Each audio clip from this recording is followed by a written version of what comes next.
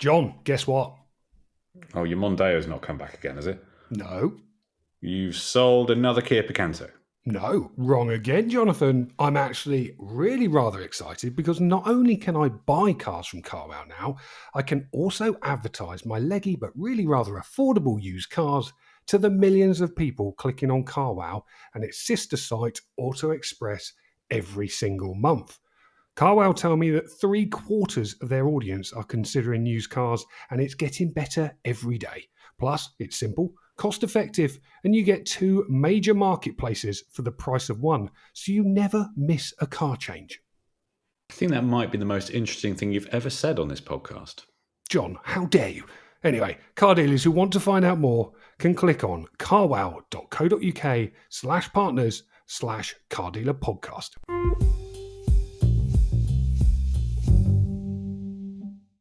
Welcome back to the Car Dealer Podcast, where we pick our favourite stories of the week and ask an industry guest to choose which were the best. I'm John Ray, and joining me, as usual, is a man I've already spent far too much time with this week. It's James Baggott. We've had a lovely little mini break, haven't we, John? Tour of the North. Tour of the North. Yeah. I mean, the last time I saw you, you were on the M1, heading south in the slow lane behind a lorry. Yeah, that was basically my journey home. I was using the time wisely to think about planning for the future. Anyway, what was it? What were we doing up there? We had a good couple of days, didn't we? I've been to visit some car dealers this week. So I've seen a couple of very inspirational used car dealers. I saw Scott Sibley from Redgate Lodge, went to have a tour of his facilities on Tuesday, I think that must have been, which was really good, actually. I really enjoyed it. Scott's won a number of our awards over the years. He's got a very good business. He showed me both of his sites. He's now got 2 used car sales sites and a preparation centre. I'm a fantastic setup, John. I mean, I walk around thinking I would love to be able to build something like he's done. He's been in business 15 years and you could tell he got a really passionate team. The places were buzzing with customers and they looked great. He's put a lot of time and effort into them. So I found that quite inspirational, if I'm honest. So that was a good day. And then the next day we went and filmed an episode of Selling Supercars for our YouTube series on the Car Dealer Magazine channel. That'll be coming out soon. And we did that at Acklam Cars. They're based just outside Middlesbrough.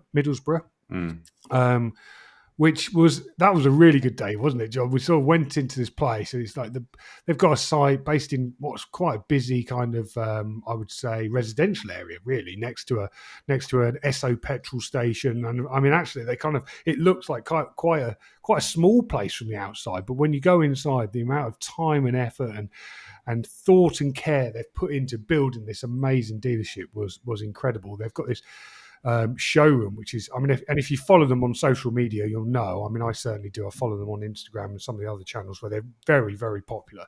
But they've built what is effectively a photography studio, or a number of photography studios, with these incredible lights that just make these cars look $1 million, didn't they?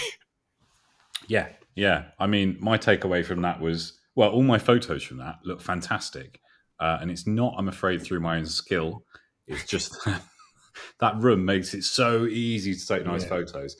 And the shock I had as well, because it's this like big light panel effectively above the car, isn't it? Yes. That can do like all these wavy light patterns and things. And James, you wanted a very similar thing for your dealership, didn't you? And you once upon a time asked me to try and look into that and find out how much it was going to be. And I think perhaps you thought it was in the hundreds of pounds, but we had a chat with the Acklam guys and they said it was about 30 grand. Yeah. I mean, I think the conversation we had is, can we get that effect with a bed sheet hang from the ceiling? But no, but that was quite some targets to aim for, and we also nearly got arrested, John, didn't we? Yeah, that was good fun. We went to Am I have a telling little. the story or are you? I mean, it's not Well, much I of mean, a story. I'll start.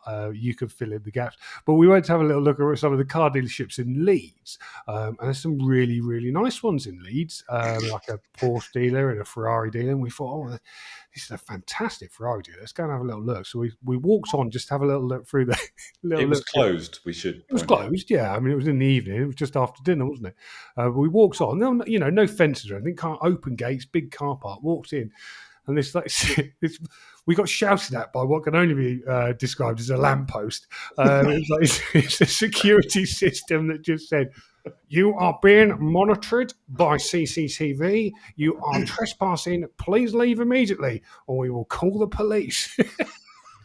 Yeah. We thought, hang on, how many times did this guy have to say it? I mean, like looking through the window of a Ferrari dealer is pretty much what everybody does James, all of the time. I think it was automated. I don't think it was a real person. Do you think? Yeah. Oh, I don't know. I mean, it felt like it was a real person. Well, he didn't when he repeated it 30 seconds later and sounded exactly the same. I was just thinking, what's going to happen when he rings the police? Hello, it's the guy from the Ferrari dealership again. We've got more people looking through the window. Can you come out and take them away, please? I mean, as I said to you at the time, West Yorkshire Police don't have a lot going on. So I'm sure they would have definitely turned up and had words with us looking through the window. Yeah, so sorry about that. So if we've been spotted on a dealer's CCTV system, that was us just taking some photos because we like the cars. Yeah, it was a bit awkward. It did remind me a little bit of the Phoenix Nights car alarm. Get back, you bastard! I'll break your leg. That one. Yeah, exactly. I mean, it might have been Peter Kay doing it. I don't know. Oh God. Anyway, yeah, an interesting few days, John. Very enjoyable, and I've been away from the car dealerships, so not much car dealer news. Oh, that's very disappointing. Yeah. Well, I've got the same updates as you, so I'm not going to say much more. I'm going to introduce our guest. So you're right with that, James? Do you mean that's a good idea? So I was just drinking some mint tea. Lovely. Okay. So joining us this week is Steve Beattie, Sales and Marketing Director for BYD UK. Steve, lovely to have you on. Yeah, thank you for having me. As I was saying, John, earlier, I'm a bit starstruck because I listen to you guys every week, and it's like never meet your heroes. But I'm sorry about that. That's good advice. Very good advice. And just a minute ago, as you guys were talking, I sort of felt myself engrossed in just listening to what you guys were doing. I thought, oh God, I'm here to do a podcast. I'm here to talk. Yeah, I'm here to talk. Well, thank you. I Exactly. mean, we're really pleased to have you on. I mean, it's nice to have someone from a manufacturer to come and chat to us and tell us about things. We've been talking about BYD. Well, you've probably heard talking about BYD quite a lot on the podcast recently. I was obviously out in China a couple of weeks ago and saw for myself quite how serious the Chinese are about the UK market. I mean, perhaps you can give us the very real version of that, not just my interpretation.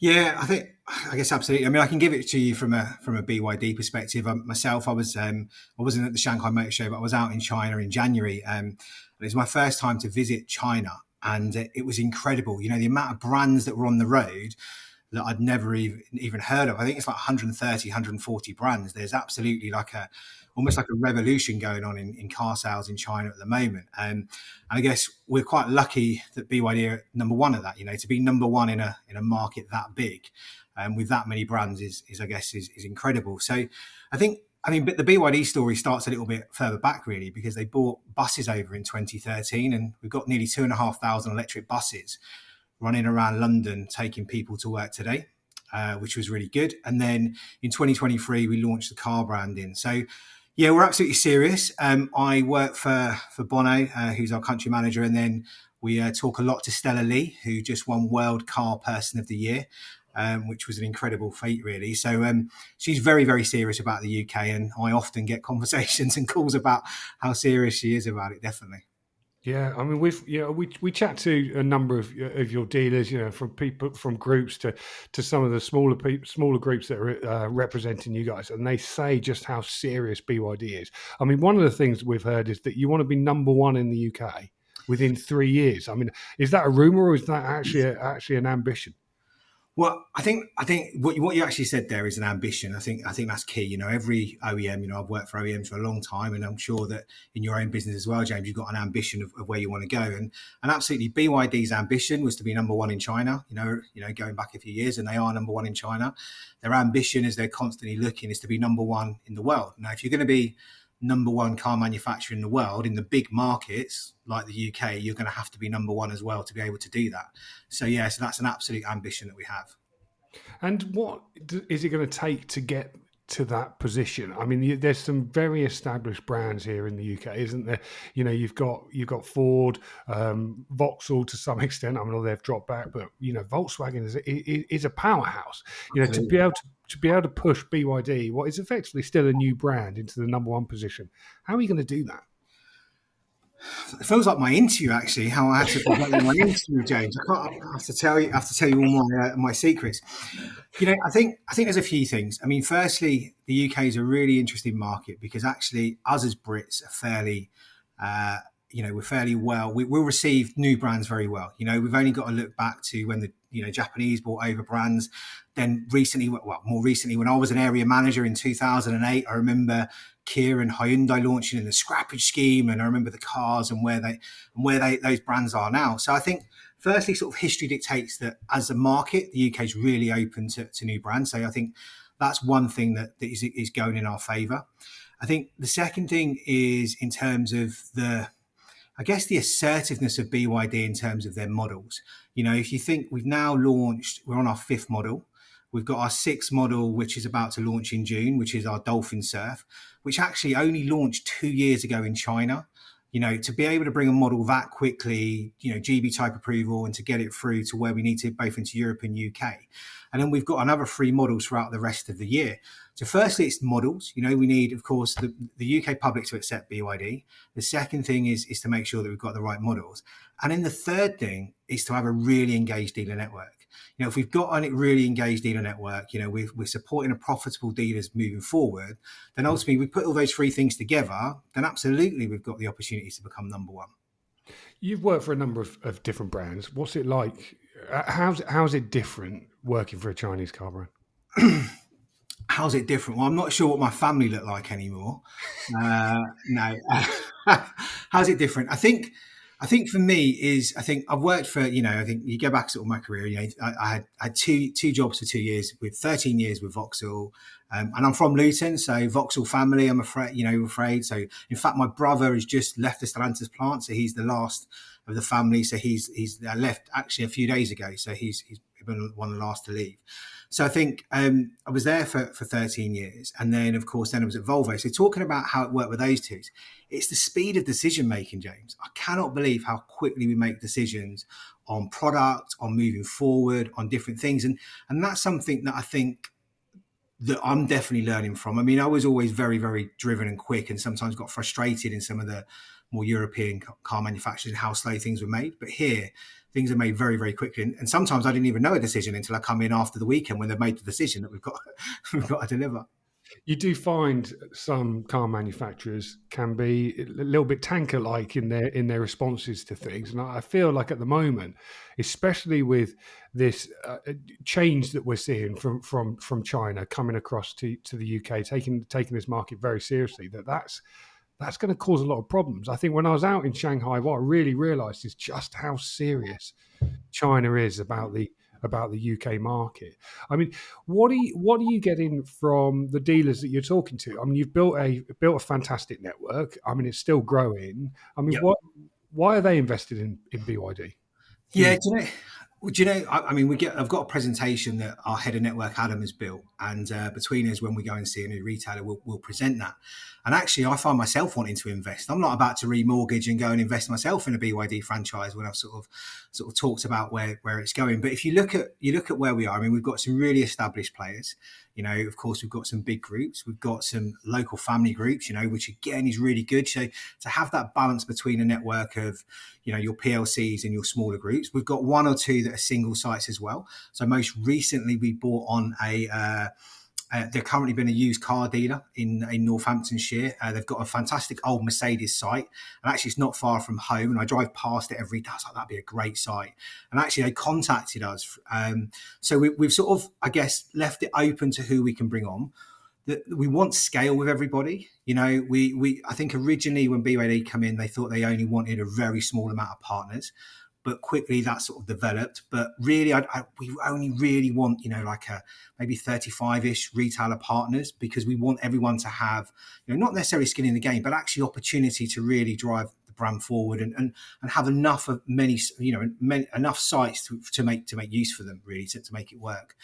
And I think what they're really taking it. What I love is when we took them over to China just in January, and there was some big, strong, I won't say grumpy players, but so how these motor traders can be. James, you're one yourself, and and when they came back after seeing the factory, after seeing the new product, after seeing BYD in Shenzhen, they wanted to open lots more sites. So it's sort of, I'm quite lucky in terms of the power of BYD helps convince retailers that we're a good horse to back, I guess. And you've had a fantastic start to this year. I mean, I've written about the fact that you've sold more cars in the first quarter than you did of the whole of last year. I mean, that is some huge growth. How have you managed to achieve that? Is it due to the fact that you can just get as much product as you need as quickly as you need it? Do you know what? I wish it was as simple as it was just about getting lots and lots of product and then it'll move. There's a little bit more work behind the scenes that we have to do really with the network to make sure that engages. I mean, again, in January. So what I love about BYD is quite a flat structure for such a big business, 4.2 million cars globally. It's a very flat structure. And we were in a couple of meetings, so Bono and I, with Stella and our chairman, talking about the UK, talking about the growth. And I sort of stupidly said, yeah, we'll deliver more cars in Q1 than we have in the whole of last year. So, and I think I had to sign it as well to say it's your fault. Exactly. So that was something that the dealers sort of bought into in January, that we had that plan. And I guess when I did the planning before, I had, in November, December when I joined, I looked at the plan, I looked at the models, I looked at the segments that we were in. We just launched CLU DMI, and actually that's a plug-in hybrid vehicle. It's perfect for retail. From a price perspective, it's 33K. It's really well priced. I don't think we fully understand DM technology yet. From a plug-in hybrid, it's a little bit better than a plug-in hybrid from a fuel economy, and I'm still trying to learn that myself. But I think that for me was something that was really the springboard for our success in Q1. I mean, if you look at where we are, we're now just under 12,000 cars registered up until the end of April. We've grown share consecutively each month. So January was 1.4, February was 1.6, March 1.8, 2.1% in April. I don't think there's a brand that's ever got to a 2% market share quicker than us in those 2 years. But a lot of it is down to dealer engagement. I've got a fantastic dealer network. I'm very lucky that the team set everything up before I joined. And I think it's communication. We're always talking to our partners. Once a month, I'm doing it at 12 o'clock, actually, a broadcast for the dealers. Full transparency, where we are, what our targets are, what we're achieving together. And that's probably why you've heard lots of information about BYD, because I'm very transparent about where we're going and what we're trying to do, because I think everyone needs to know that journey on the way. And what about the consumers? I mean, you're selling electric cars, aren't you? A lot of electric cars. I mean, there's a number of manufacturers out there who are struggling with it. I mean, we've seen in the most recent figures that the market share for electric cars is still tough. What's your take on that part of the market? Yeah, I guess, first of all, I guess when we first brought our cars over, we're called just an electric brand, but we are a new energy vehicle. That's what we call our vehicles, are plug-in hybrid. Out of the 12,000 cars that we've done, 5,000 are plug-in hybrid, so about 7,000 are electric. But we're actually got 41% retail share. Not retail share, 41% of our mix is retail. So to have just new energy vehicles, which is electric and plug-in hybrid, to have that strength in that retail market is really strong. And I think because because we're so interested when people hear us and we're spending lots of money on marketing, that they're coming into the retailers and they're really open to something new. And our dealers are so trained well in electric cars that it seems to be working quite well for us. But personally, and what's coming is more plug-in hybrid or DMI technology, which is really going to help that step into electric vehicles for the future. And what's selling the vehicles? Is it? I mean, is it price point? Is it the fact that it's a whole new brand and people want to try something different? I mean, what do you think it is? Yeah, I think a couple of things really. I mean, firstly, I don't know if you guys have had much chance to get into the BYD product. We have. We've driven. Drove the Dolphin. Was it last year, John? That was, and it actually won our the Car Dealer Power Car of the Year. Did it? I think I'm pretty Oh sure it wow. did. Yeah, A long and time ago, James. Can't remember yeah, who so won, but we I mean, definitely drove it. I remember and videoed it. yeah, Yes, and the other one is what's the slightly bigger one? I'm terrible with Steel. The the Seal, Seal. the Seal's the Saloon, the Saloon, Atto yes, 3 is a small electric SUV, yeah. and then the Sea Lion 7 is our D segment SUV. That's the one that I haven't driven yet. But yeah, so no, I've had a good experience of it, and I've been really impressed. And so I can see why consumers do it. But do you think it's the look, the tech, the price? What is it? I think it's absolutely all of that. And that's that, to really get a package together. So first of all, we call ourselves, we want to be premium accessible, which means that we want you to be able to have premium quality vehicle, in terms of the build quality. And for me, when I first joined, I was, wow, this is really built really well. The second thing, from a tech perspective, everything is standard, 360 camera standard on a car, you've got all that tech, that you've got straight away, panoramic roof, and you're like, wow, I get all of this car at the entry level for that price. And then thirdly is making sure that we're competitive in the marketplace. And that's something that, we keep an eye on. We make sure we're competitive, and also consistency, James. So I've not really changed the offer in the last probably 8 months. So each time, in terms of our PCP and our retail offer, if something changes, then it might be £10 a month, the offer changes, but trying to get something consistently to our network. So the sales consultants, because they've got a million things they need to learn, just to know that the offer is really simple and easy. Consistency and simplicity drive sales, and that's what I'm here to try and support, really, the network in that.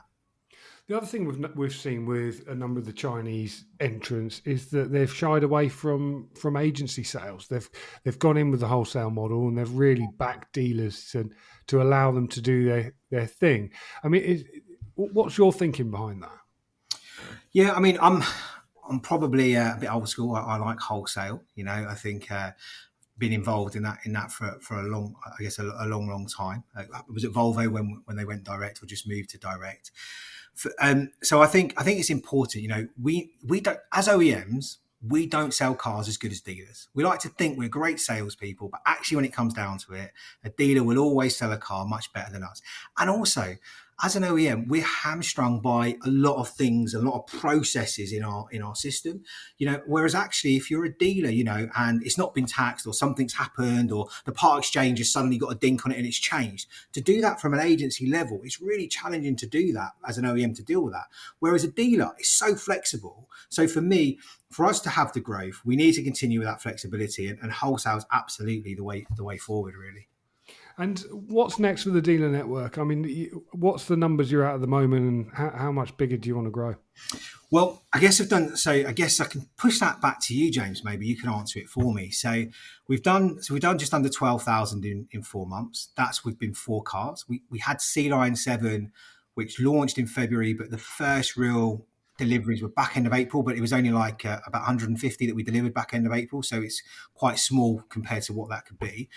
We've got Dolphin Surf, which launches in June, which is, as it's been sort of already released, the pricing sub 20k electric car that's coming in June. This is the one that was called, was it the Seagull?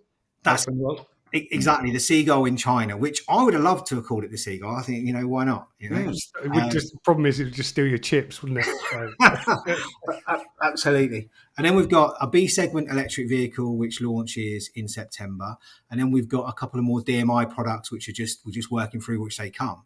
So I guess if we've done 12,000 in 4 months with 4 models, what can we do as those vehicles release through the next few months? So we've got some good ambitions, and you would have heard some numbers from various dealers. I mean, that's an ambition where we'd like to be. Yeah, I mean, I can well believe it. I think watching from afar, it's been incredible to see a new brand come in and be so successful so rapidly. And I do think personally that a lot of that has been down to the fact that you've picked some great partners to help push the brand. I think some of those manufacturers out there don't realise quite how much of an asset their dealer network is, and actually their little black book of contacts of those customers that they've got is very, very useful, isn't it? Yeah, no, you're absolutely right. I think as I say, a dealer network is completely integral to everything we do. And something when I joined sort of in November, we formed something called a retailer advisory board, which is basically franchise board. I use that name because that was a name that we used at Volvo, and I think it's just much more of a consultancy than like a dealer council, really, because this is about us moving forward. And actually, when I first went up to a very, very big dealer group, and we were sitting there, we were talking about, and he was giving me some advice about what to actually do with the franchise. He said, "But it's up to you because it's your franchise," which I then said, "But it's actually not. It's our franchise. Our job is to move this forward together. If we're both not in this together, actually, profitable, then it's not going to work." So what I listened to really was what were the things that were challenging the dealers to slow the volume down? What did we need to change quickly? What could I change quickly? Which was about consistency very quickly. And then put those in place and let dealers be dealers. We do spend, the one thing I will say that BYD are really good at for their dealers, we spend a lot of money on marketing. You will see us everywhere, right? We're on telly, every quarter. We've got hopefully a big sponsorship deal, which is just underway. We obviously sponsored the Euro, but the big sponsorship deal, watch this space for the next few weeks in terms of when we get that alive. So I think we do generate a lot of leads. I think we generated like 9,000 leads in April to the network. So we're doing a really good job as BYD, but actually we're leaving the dealers to be able to convert those leads.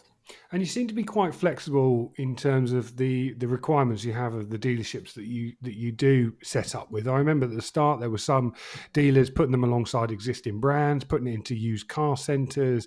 But then John and I on our little mini break this week, we saw in Leeds, didn't we? It's DM Keith, wasn't it? A fantastic site there. It looked. And didn't you say that used to be a SEAT? I think it used to be a SEAT site, but I haven't driven past it for about 10 years. I think that's right. Yeah. A really nice site, and clearly have gone all in with the brand and put, did a fantastic job on the branding. I mean, is the fact that you've been successful part of the fact that you have been flexible with dealers? Yeah, and I think the flexibility is fantastic, but also it's a bit of an Achilles heel because we're moving so quickly. What that then means is a decision that we made 6 or 9 months ago. And suddenly, if you look at where the volume was last year, it did 9,000 cars, right? So effectively, we were happy, just to be in half a showroom here or half a showroom there. If we're going to do something like 60,000 cars, dare I say it, we are a big car manufacturer in our own right in the UK. So some of the decisions that we made to move into some sites were the right decisions then, but actually we now need to work with that partner about how does that growth change and how do we move forward. Now we are flexible. I think there's a great site, for example, in the Granger Group. So the Granger guys, the Granger boys, they've got some great Kia sites. They had a Kia site and they moved to a new Kia site. This is in Royston. I think it was 14 weeks from the first meeting to going live in that site. Wow. In terms of so when we talk about the speed, I think that's really helped in terms of opening up and the growth. But yeah, I mean, franchising decisions are challenging because everything's moving on quickly. We've if you look at some of our sites in Mexico, it's called Gensler. So if you Google BYD Mexico, they're unbelievable what they look like. So we're trying to get a strong franchise network. And then of course there will be more CI requirements, but not for a period of time yet. We need to try and deliver some volume, try and work with the network to get some profit into them really. I get the feeling that working for a Chinese company might be quite hard work, and I get that you're on a podcast, and you never know, someone from the business might be listening. But I haven't been out there and having seen the pace that they work. Do you find it a challenge sometimes to keep up? And do you think that people in the UK, like the network, will struggle a little bit to keep up? So I don't. I mean, if you ask anyone around me, I'm like a Tasmanian devil. I'm like constantly, very, very fast paced myself, really. Which I guess it was almost, when I found, when I left Volvo, it took me a couple of brands to find where I really wanted to be. And it feels like a bit like, when Cinderella puts the foot on, I'm like, wow, this is great. This is sort of shows my ambition or shows their ambition. So for me, the fast pace is incredible. I think The thing is, what I constantly say my saying is talking to dealers about investment. You need more staff. You've got 2 sales exec today. You need 3 tomorrow. We need 4 sales exec because of the growth. And none of us have experienced this, right? There's the car brand going from 9,000 last year to 12,000 in the first 4 months. We only needed 2 sales execs or 1 sales exec or whatever it was to then go, well, actually, you need another one. And then you need another one. So, yeah, I think we're all trying to keep up together, really. And I think, it's constantly talking to the retailers. It's constantly showing the ones that are, doing a fantastic job, what they're doing, and showing that to everybody. That's really what we're doing. Yeah, I mean, great to hear a success story, and I really appreciate you giving up your time to come and chat to us. One thing you didn't ask me is about used cars. Well, and of course, so used cars, for me, is massively important to BYD and our dealer network, because, of course, at the moment, our after sales is not particularly there, because, of course, the car park is growing. We've got a car park of 20,000 cars. The second thing is used cars. Of course, dealers make lots of money out of used cars. Now, I'm more than happy and content dealers doing non-franchise. Now, when I was in any other brand, certainly Volvo, God, I frowned upon that. I'd go to a showroom. I'd only want Volvo cars in the showroom, and I want Volvo franchise vehicles out there. But I learned a lot. I've had probably 2 really good teachers in my career. I've had James Taylor from a fleet perspective, was incredible. And then I've had Matt Galvin from a retail and a used car perspective. I learned really well on used cars from Matt. So we've put a really strong program in from day one, which makes it relevant to the retailers because we're doing our own auctions. We're bringing back our own vehicles. We've done now 2 auctions, which only goes to the retailers. In terms of that, maybe we could get you a login so you could watch it just for your own information. It'd be cool. Cheeky bit in, yeah, I like it. Yeah, absolutely. And then we've done some rental volume for buyback because, again, I want to create a young used car, 6 to 9 months old, give the dealers something different. So used cars for me is really, really important. And that's something that we've done from day one here. Yeah, you really have to manage that as well, don't you, as a new manufacturer? Because in that value of your used car park is your success for your new car franchise, really, isn't it? Absolutely. And I support them in going and finding new cars and support them with a bonus to go out. Not just from me. I want them in the auctions. I want them basically finding new BYDs and bringing those in so we can have a really strong franchised used car program. And that's something that's really important from day one. Well, I'm sold. Where do I sign? I will be the Gosport BYD franchise holder. Thank you. Gosport. So we'll kick Snows out from down the south. And sorry. Don't. Yeah, sorry. I'm a bit nervous with Steve and Neil. I'm not sure I'll mention that to you. I'm sure I'll get an angry phone call from Neil. Yeah, sorry, Neil. Let's move on. Nice to see you, Steve. Thank you for joining us. I was actually going to slip in one more thing. Sorry. Oh, my word. Okay. We could go on for hours like this. Good. But, it doesn't sound like you need any help with volume, which is not something most manufacturers of EVs are saying at the minute. But what would you say in terms of what do you want to see in terms of incentives, even though it doesn't sound like you need it from the government? Yeah, so it's an interesting one because, again, I've been listening over probably the last 6-9 months, and many of my colleagues or more senior people than me in the industry are sort of talking about giving government incentives for EVs. I guess my personal view is not necessarily about an incentive to sell the car. It's more about the public charging and infrastructure. I've been in London quite a lot recently, and every time I get into an Uber, I'm questioning the Uber driver. Tell me about your experience. Tell me about what you drive. Why have you got an electric car? Why have you not got an electric car? And then understanding that.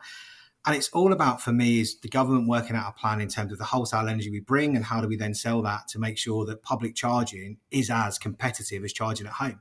Because ultimately, we've got a 2-tier network of people that can afford an EV.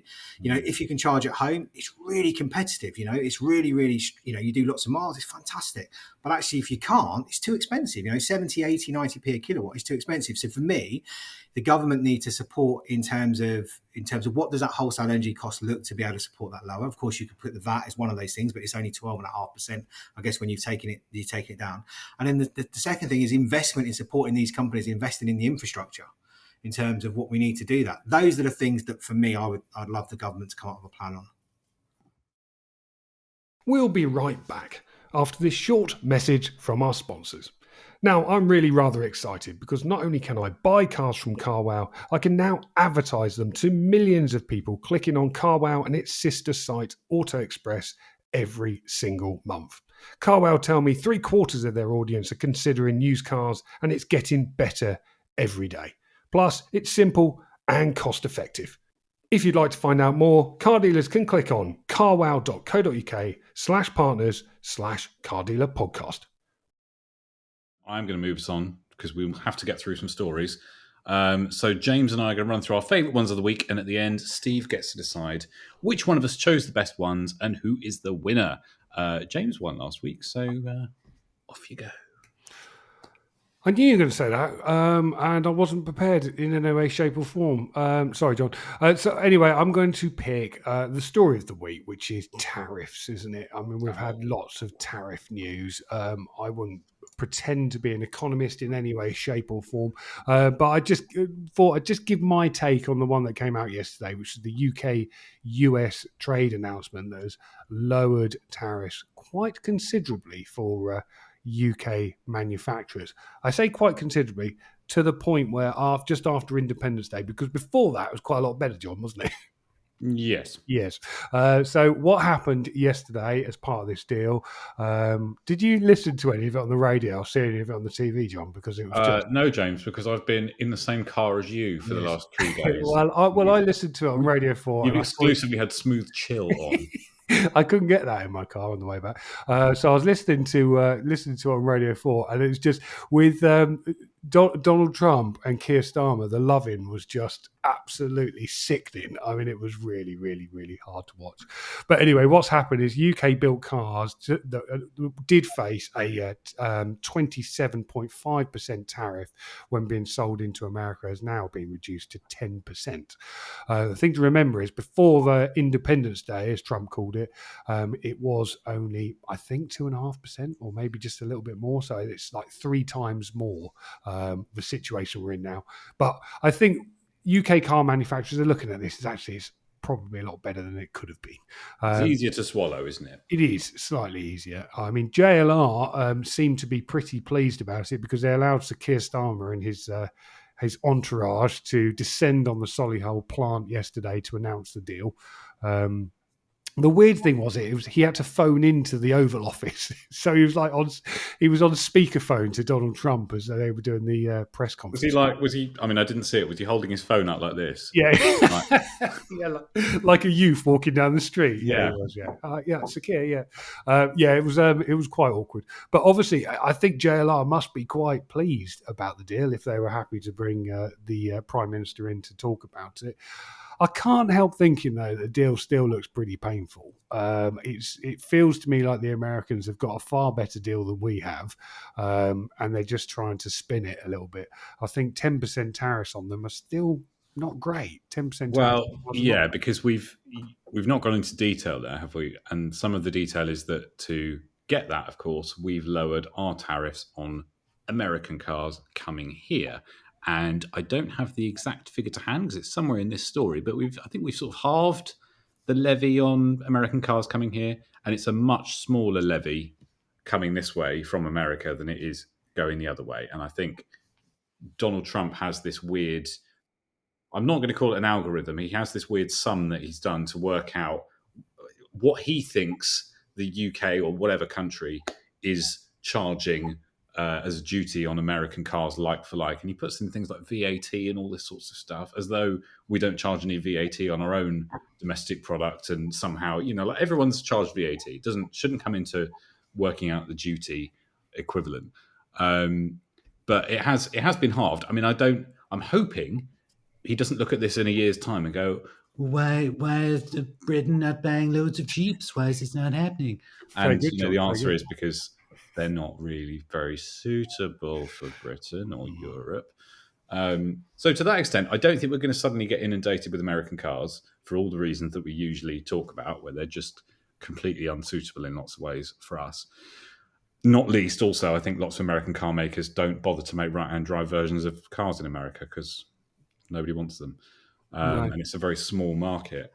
The other thing I saw in this, which I say that as though I've found some brilliant niche bit of the story. It's in the second paragraph, but it's on the first 100,000 vehicles. Yes. Which, last year I did a bit of the maths, and we did about 102,000 cars, I think, exported to the US.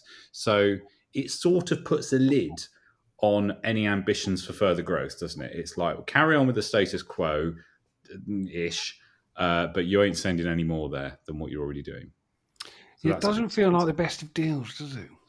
No, but I mean, it's it's what it reminds me of slightly is your mobile phone bill comes to, you hit your 18 months or whatever, and Vodafone says, terribly sorry, we're putting our prices up because you're now out of your deal. And then you phone them up and you manage to negotiate back down to only a 5% increase. And you think, yes, I've done well there. Like, I've saved some money. Well, you haven't. You're still paying more money. But it's not as bad as it could have been.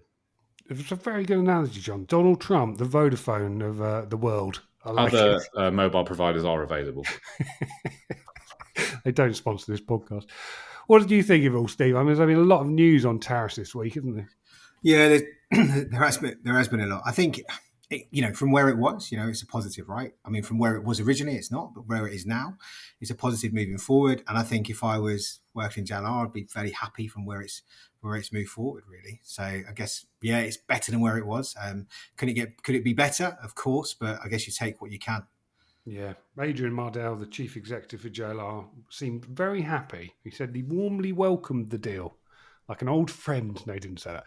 He warmly welcomed the deal, which secures greater certainty for our sector and the communities it supports. So, yeah, he's obviously happy. But anyway, Trump tariff news over, John. Well, can I just... I'm just going to slip in one more because I don't want to do this as a separate story. But, of course, we have had another tariff, haven't we?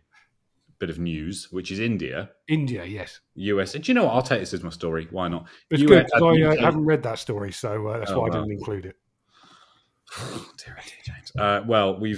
The UK has signed an agreement with India, and I think this is sort of coming off the back of Trump causing chaos, isn't it? I think lots of countries have started to reach out for trade agreements a little bit more than they were perhaps, or a bit quicker than they perhaps were before. So the new deal that we've got for India is quite substantial. So at the minute, British cars going into India, 100% tariff on them when they hit the shores of India. That's going to drop to just 10%. So that is quite a dramatic change compared to the 17.5 percentage points that we've lost for other ones. I think there's a little bit more to read into this though, because it's not on every car. I think it's higher end cars. I think it says. I mean, I don't know if it's sort of relative, isn't it? Because I sort of think anything made in Britain is a higher end car compared to the average in India, shall we say. But I don't know if that means Rolls Royces or Minis. Probably JLR. Probably JLR. And JLR, of course, do have because lots of India, like lots of other countries, when they have these enormous tariffs, lots of car companies set up local manufacturing. JLR does have a plant in India, but it only does pretty small volumes, I think, and it's in knockdown kit form. So effectively they, build a Range Rover, but don't build it. They send over all the bits, and then somewhere in India, it's put together as an actual car. A bit like Nissan did here with the Bluebird when it first arrived. Although that was before I was born. But anyway, that's the other news. So that's a bit more positive, is maybe we can start sending stuff over to India instead. Well, fingers crossed, John. Let me move us on. Okay, good. I'm going to go with my next story, which is which sort of kind of came out very late on Friday, so I'm going to include it as this week. This was supercar dealer Tom Giaconelli from Romans, who had his Range Rover Sport stolen from his home. And the reason I picked this story is it's because it was the third one that's been nicked off his drive. This time, most of it caught on his, what I can only assume is his Ring doorbell camera. But interestingly, this time, the police tracked it down within just 30 minutes. So what happened here is he had this clever immobilizer system fitted to the car, which if you tried to start the car up without the key fob or the separate tracker fob in the car with it, the car would refuse to turn on. So he's clearly learned his lessons over the. Well, it obviously turned on in the first place, James, unless you have it running outside his house. Yeah, maybe it was. Okay, I'm not a thief, John, You're so not I'm over not the sure, details quite of this sure how it story. works. But they've clearly worked out how to make it work. But the Crims were tracked down by police dogs, and he got his car back within 30 minutes. And so much so that they called him up and said, "You can come and pick it up now." So he just Yeah. went, And you picks it got in up. an Uber and hopped down the road. Picked it up from a lay-by just down the road. But it's not great to see another Range Rover being stolen, is it? I mean, I thought they'd fixed all of these problems. Yeah, and obviously we don't have the exact details of this. We don't know what model year this car is because it's No. very blurry, potato ring camera footage. Yes. JLR have also been in touch with us, trying to get more details about Have this so they? we can investigate. Oh, right. But So yeah, hang on, what the we can investigate? Isn't that the Met Police's job? well, no, so that JLR can investigate, as to whether their newfangled security systems. How are we involved in that? Not investigate us, James. Oh, Calm down. You're not being arrested. oh, We've left yeah, Leeds now. It's second fine. time this week. Yeah, it's not wonderful, is it? Because we're told that. I mean, the thing is, no car is infallible, and never will be. Like you sort of think, as soon as it's got a key, someone can come in your house and nick it. We assume that's not happened here. But yeah, not great. No, Not great. I do feel for poor Tom Giaconelli having Well, I do, but he says 4 it's cars nicked. the numbers are a bit mad, aren't they? Because he's had a few cars nicked. One of them was nicked twice. I Crazy. mean, I think I'd just be swearing off that particular product at this point if they keep being stolen from my house. But maybe that's just me. Yeah, or just get a really, really big dog. Sure. Yeah. Anyway, that's my story. I don't think I'll even trouble Steve for a comment on that one unless you've got one. Thanks for that, James. That's fine. Okay. Well, I'll move it on to Tesla. So Tesla sales have hit a 2-year low, according to our story, despite demand for electric cars being on the rise. So there's 2 markets in particular that Tesla have really floundered in April. UK down 62% and Germany down 46%. Those are quite chunky numbers. And I mean, a bit of context for that is, I'm not going to say this is all about Elon and his policies, because I don't really think it's anything to do with that. I mean, we've just spent 10 minutes talking about how we're loving up to Donald Trump. So I don't think that's what's going on. The other thing is there's a changeover to a new model. So the Model Y has had let's call it a significant refresh. I'm not going to call it a new car because it just isn't. And that obviously has an effect because people wait for the new model. But it seems like 62% drop. And that's across Tesla as a brand. They have multiple models. That is a big, big drop. And I don't quite understand why that's happened. Did Tesla just go, the new model's coming, I'm going to stop all product flow of the pre-facelift one altogether?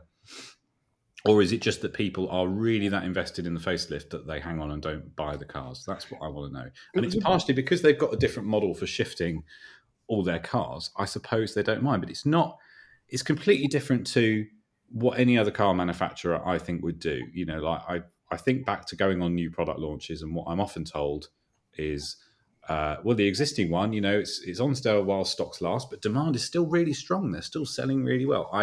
There's not that many examples in my head of cars that have come to a new model cycle, and the old one has disappeared completely, or sales have dropped off a cliff quite in the same way that they are for Tesla. I don't know, James. What do you think? Well, I was thinking about this yesterday. I mean, we talked about this headline, didn't we, while we were away? Because it was like a headline in the Times on one of the mornings we were looking at the paper, and it was like Tesla only sold 512 cars in April. And actually, when you look at that, 500 cars, you think that feels really low, doesn't it? It's just if you had dealer partners, I think they'd be if you were restricting supply because a new model was coming, your dealer partners would be quite annoyed. Yes. Not to have anything coming through. So obviously that's not the setup that Tesla has. But to me, it's like a strange, short-sighted way of doing it. Let's take a look at tech products instead of cars.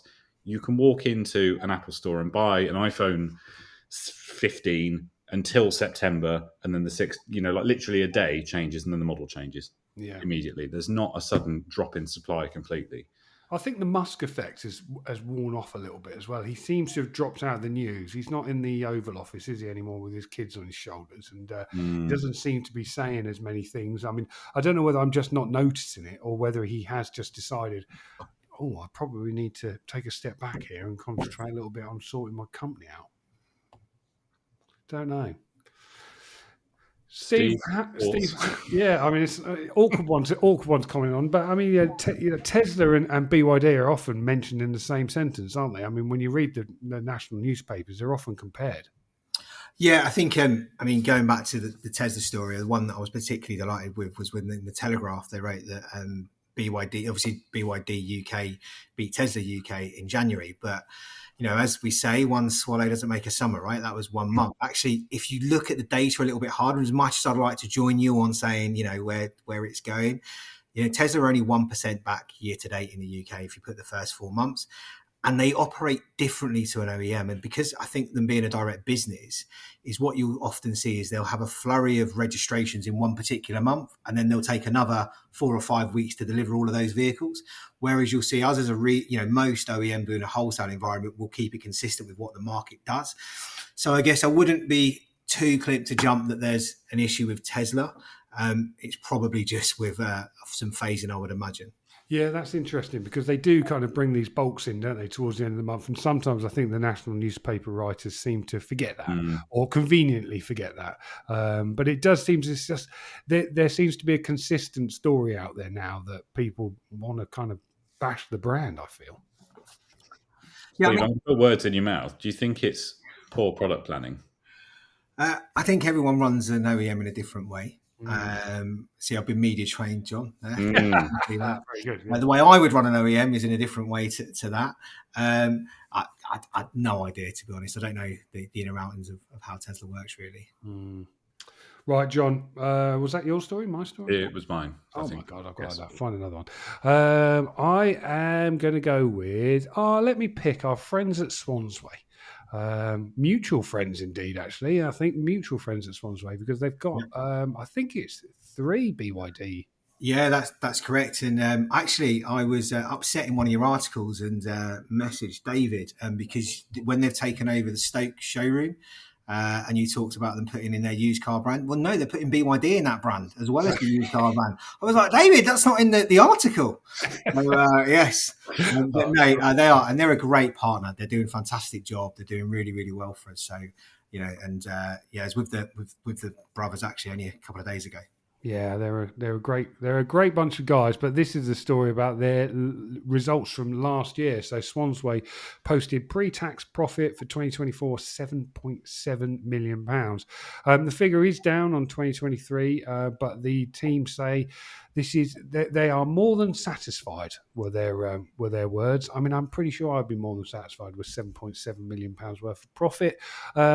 But yeah, compared to the year before, it was 40% down. But directors there said this is more down to the fact that we're getting back to kind of sort of a normal market. We've had these highs and lows, haven't we, following COVID, and we haven't really seen a proper market for the last few years. It's either been huge highs or huge lows. So we're starting to see a little bit of normality come back, and that's what the guys at Swansway are saying that we're seeing here. I think the telling figure in this is their EBITDA figure. Obviously their pre-tax profit had dropped from 13.4 million to 7.7 million.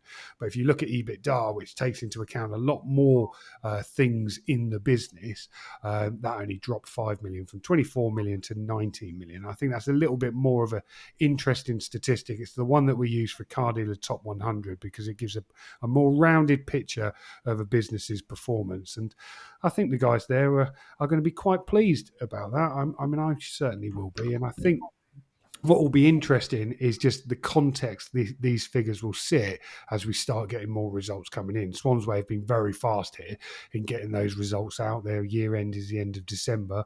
I think they always like to get them out quickly. And they certainly have done this time. But it will be interesting to see how others compare for the rest of the year, John. I'm going to skip offering my opinion about this because we're running out of time and I need to squeeze one more story in. Otherwise, Oh, it will be please do. unbalanced, James. So I could talk about our extensive coverage of the new Pope, which we've written about twice, actually. I mean, we? the first entrance, Black Smoke confirms no Pope elected, comma, Volvo XC70 returns. And then we followed that up today, actually, with new Pope elected, comma, Mercedes CLA prices revealed. I mean, it's what the new Pope will want. I think we are the only outlet covering both of those stories at once. But no, I'm not going to talk about that. I'm actually going to talk some sad news from Citroen. Oh no! I knew you'd pick this story. I know if James Batchelor were here, he would be picking the same thing. Yeah. The C5X is dead. Now I know everyone listening will be going, "What's the Citroen C5X?" That's exactly what I thought when I saw this story. The Citroen C5X was a D segment, i.e., large Citroen, which is I just think God love Citroen. God love them, because what do they do every 10 years or so is they launch a big luxury-ish car and it And then doesn't wonder sell why no very one many, buys and it. they go, that wasn't a very good idea. We won't do that again. And then about 5 years later, they bring out another one and go, we've launched a new D segment, large, luxurious-ish, comfortable car. We think some people will buy it, and then about 5 years later, it goes off sale. So the same thing has happened here. The C5X is dead. I'm very sad about that. No, you're Because it not. was- You're not sad. Have you ever even driven one, John? I've sat in one that we had for a bit. Did you? Exactly. Yeah, So, yeah. I mean, you are the problem here, John, because you haven't been out and bought one, have you? No, but I would have had I had sufficient funds available. Right. Anyway, Citroen's exiting that niche, so it will be replaced by another Aircross, another 4x4 SUV-ish type thing. Very sad. So I look forward to seeing Citroen's next D segment car in about 3 years. I'm sure it will be there, and Yeah. and you will certainly not be buying it. Well, I might when it's about 15 years old. And If I'm feeling very brave. and 25 pence. Yeah. I don't know if we've even got time to ask Steve's opinion about that, but I don't know if he has one particularly. Do you miss the C5X, Steve? No. No, Steve has shrugged his shoulders. So, to bring this to a rapid and sensible conclusion, Steve, are there any stories you think we should have covered this week? Well, there was actually one story that I thought you should have covered, and it wasn't anything about the Pope, because clearly you've covered that. It was that 3/4 of motorists would switch to an EV if charging took 5 minutes. So I don't know if you've seen that. If only there was a car maker that was offering charging in 5 minutes. Now, I think I Was that might have Citroen? heard of one. I'm pretty sure that was Citroen. It must be, yeah. So tell us about the 5-minute charging thing. When's it coming? Well, yeah, I guess I don't know from when it's coming. So is the answer? Of course, it's being launched in China. We've seen things that launch in China and they end up here a few years later. But it was so exciting to launch it. I mean, and I guess in terms of it is from what does the infrastructure look like? Because you've got like 1,000 megawatt charger that we've talked about that we're installing in China. But I think the great thing is there's dual guns as well. So potentially, if the charging infrastructure increases, then you'll be putting up and you might see 2 BYD supercharging at once. So like a dual gun. So yeah, no, I think it's quite exciting that pace, and us trying to do it as quickly as a petrol car or a diesel car is something that's exciting for the industry, really. I do like the fact that there are manufacturers out there pushing that electric charging. I do feel a little bit, having written about electric cars for quite some time now, we were always promised double battery size each year, half the rate of charging, and that's never really happened. So it's actually nice to see some innovation there, and hopefully, well, knowing what the Chinese are like, it will be here before the end of the year, I'm sure.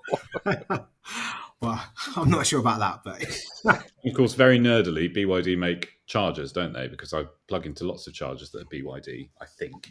Instavolt, have they got some chargers that are BYD? you know what? I know that we've obviously got battery storage technology that we've got over in the UK, and we've actually got, I think, about a big share of it in Germany, and we're bringing it more into the UK. I'm not 100% sure about the actual chargers, but we do make a lot of things. Like 1 in 5 smartphones have got BYD tech in it. I think it's a huge amount of Apple iPads that we make for Apple again that there. So there's lots of things that we seem to be involved in. Amazing. Right. Well, I'm going to have to ask you what was your favourite story? Who's your winner? Well, there's two things, right? There's a favourite story and there's a winner. My favourite story was the Citroen, I think. However, the winner has to be, again, I think it was you with the Trump tariff, right? That's the most important story of the week. Or was that James? That was It was James, and I respectfully was- disagree that was the biggest story of the week, frankly, because there are 1,000 C5Xs not going to hit the road next year that did this year. So That is very true. I didn't think about that. Yeah, very, very depressing. Steve, it's been amazing having you on. Thank you for giving up your time and talking all things BYD with us. It's been really good. No, thanks so much. And as I say, it was it didn't let me down meeting my hero. So thank you. For Oh, I you're won't too ask which one kind. of us that is. Well, all that's left for me to say, because James has a lunch date at 11:30 a.m., like some sort of pensioner, is thanks to Steve and to James. And thank you as well for listening. We'll be back next week with another episode, so make sure you're subscribed so you can be notified when that goes live. Don't forget as well that you can watch us on our YouTube channel, Car Dealer Insights, if you really want to see our faces and us nodding along or looking confused for about 58 minutes. And if you want to check out the stories we mentioned today, take a look in the show notes below or head to cardealermagazine.co.uk. Thanks for listening and goodbye.